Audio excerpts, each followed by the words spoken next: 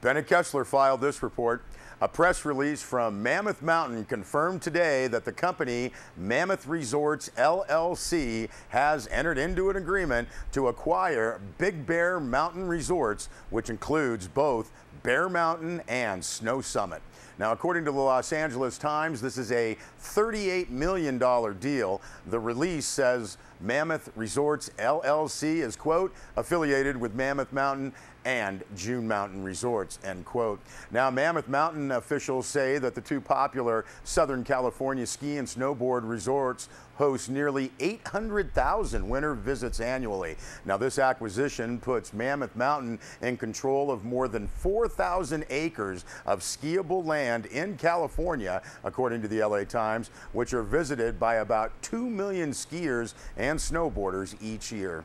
Now, the mountain's press release quotes CEO Rusty Gregory as saying, quote, "This acquisition represents the beginning of a renaissance for both Mammoth and Big Bear and is the first step in the next era of skiing and riding in California," end quote.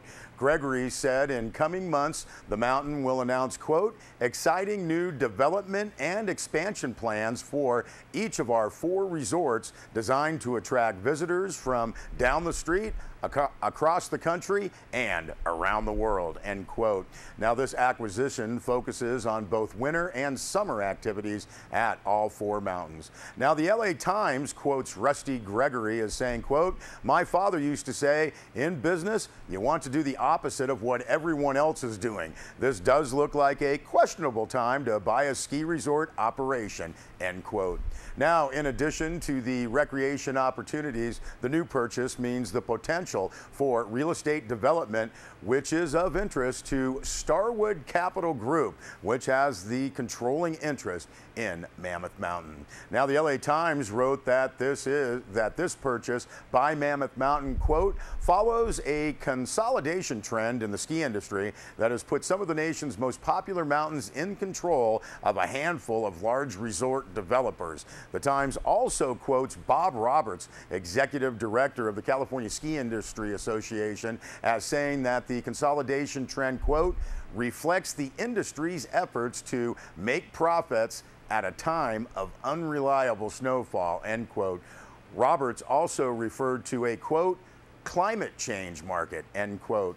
Now, Mammoth has also announced a new season pass that includes unrestricted access to all 4 mountains at the discounted rate of $689 for adults.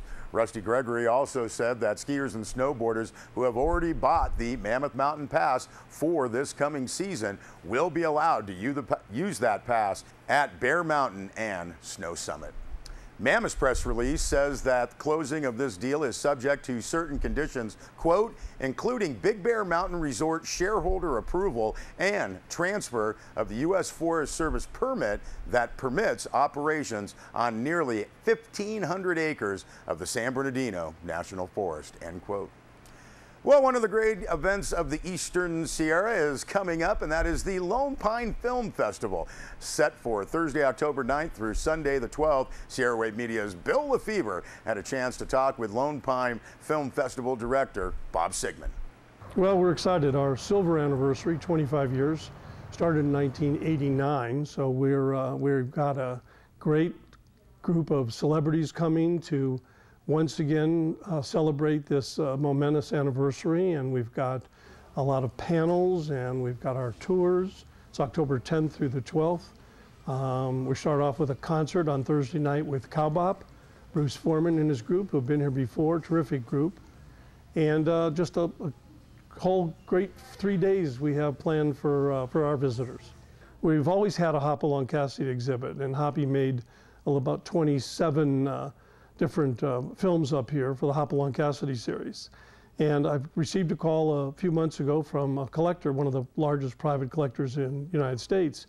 She lives in Phoenix, and she had a huge collection, asked me if I'd consider coming over and taking a look at it. So we drove over to Phoenix with a rental truck, and what you see here behind me is half of that collection. We've had to take part of the room was previously had Bill Wellman memorabilia in it. We took that and moved that elsewhere in the museum. And so the whole room now is dedicated to Hoppy. And as you can see, we've got wonderful collector's items. The bike, which I think you caught earlier. We have a lot of treasured collectibles from the period that came, not only are in perfect condition, but came in their original cartons. And we have original milk. You know, Hoppy was a big promoter of merchandise in both milk and bread for the kids. And so we have a lot of that represented here in the cases. The museum site is lonepinefilmfestival.org, and that has all the scheduled events and all the different things that are planned for the weekend. And then the museum site is lonepinefilmhistorymuseum.org. And of course, we have a great deal of information on the exhibits. One exhibit I may have forgot to mention is that I had the opportunity to meet Randolph Scott's daughter a couple years ago. And she has not traditionally participated in festivals. And Sandra Tyler will be here for Friday and Saturday and talking about her father. We'll be showing Comanche Station. And she'll be reminiscing about what it was like growing up with Randolph Scott, Randy as she calls him sometimes. October 10th, 11th, and 12th, lonepinefilmfestival.org.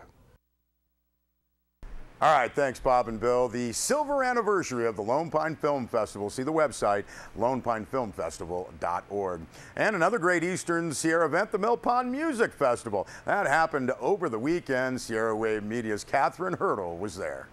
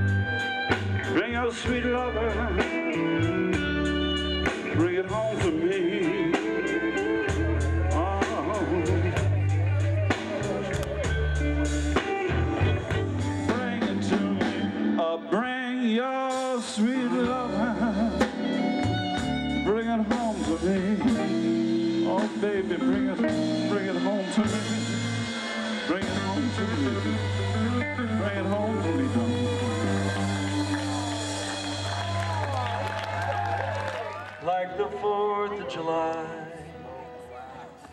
when she's above me, my heart beats out of time. Josephine loves me, God knows the reason why.